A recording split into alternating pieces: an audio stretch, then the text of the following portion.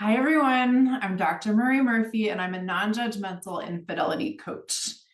In this video, I'm going to give you what may seem like a very unsexy piece of advice, maybe even a disappointing piece of advice relating to your infidelity situation. Are you ready? Here's what it is. Stop searching for advice on what to do about your infidelity situation.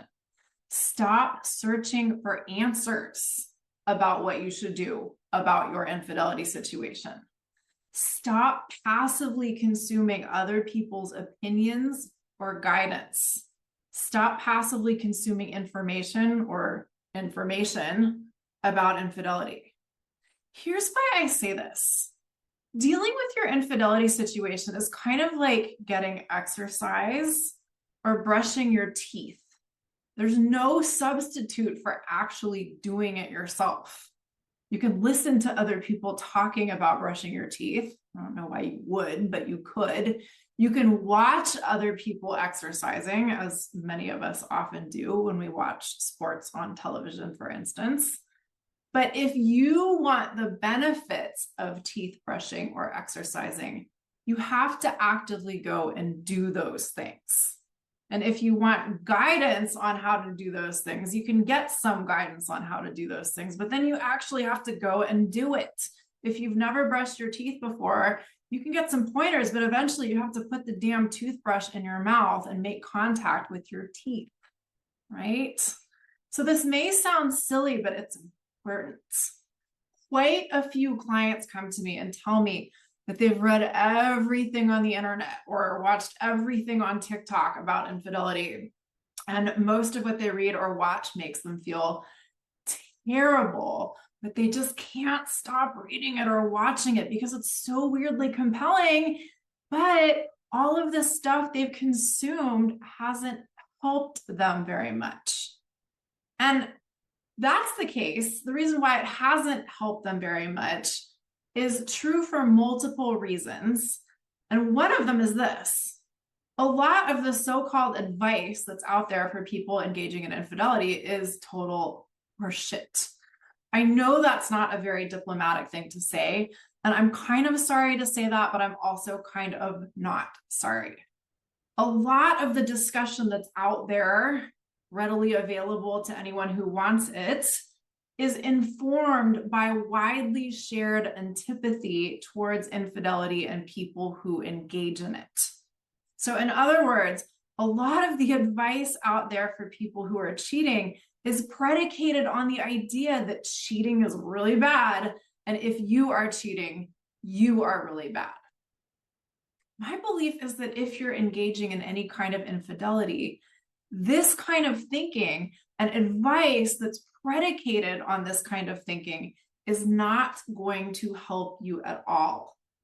When the information or advice or guidance you're consuming is little more than thinly veiled judgment, or maybe is not so thinly veiled judgment, that help isn't going to be very helpful at all, right? Now, interestingly, the other reason why I want you to stop looking for advice or stop passively consuming information is this. Even the best advice is only going to get you so far. Even if someone really wise who knew you really well were to tell you, this is what I think you should do about your infidelity situation. And even if you thought their advice was brilliant and totally applicable to you, you would still have to make the decision to do whatever the person advised you to do. And then you would still have to actually go and do those things. And nobody can do those parts for you. No article you read, no TikTok video you watch, no podcast episode you listen to can do the work of deciding what you want and deciding what you're going to do about what you want, and then actually going and doing those things. You have to do that stuff yourself.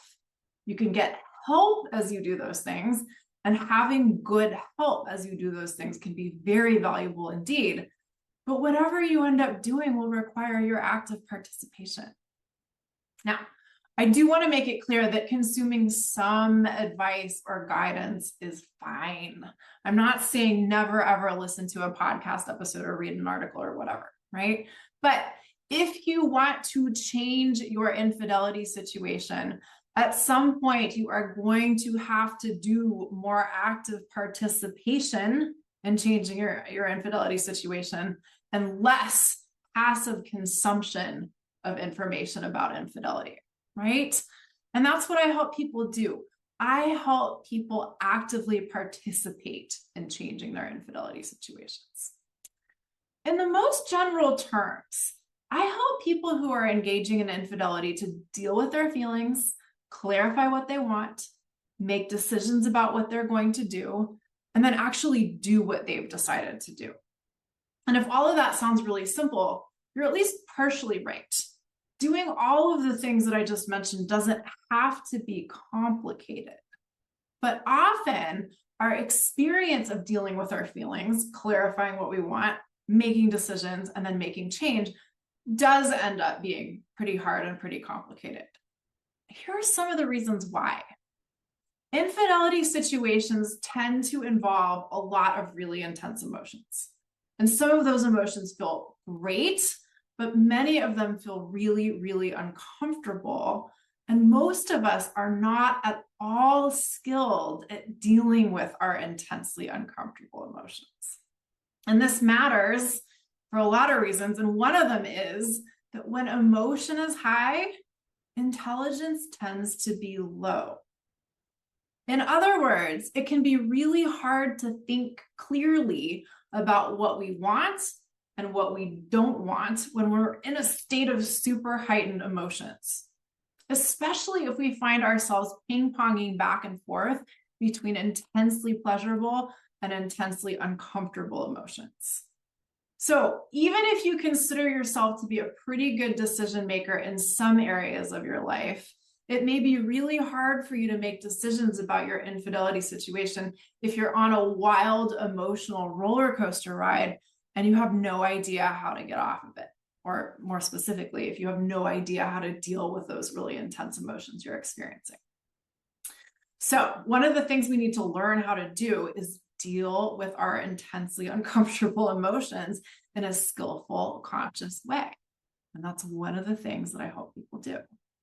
Now, another thing is that a lot of us have some really strong beliefs about what it's okay for us to do and what it's not okay for us to do when it comes to our love lives / sex lives / relationship lives. For example, and this is just one example, many people believe that if you're married, it's better to stay married than to get divorced. A lot of people believe that in some absolute sense. And if you believe this, or even if you only sort of believe this, you may find it really hard to figure out what you personally want to do if you've fallen in love with someone who you aren't married to, and you really want to share this life with your other person, but you're already committed to sharing your life with someone else, right? So in addition to learning how to relate to our emotions in a conscious and skillful way, we also have to learn how to relate to our own beliefs in a conscious and skillful way. And if we don't do that, our own minds will drive us crazy and we'll have a really hard time thinking clearly about what we want.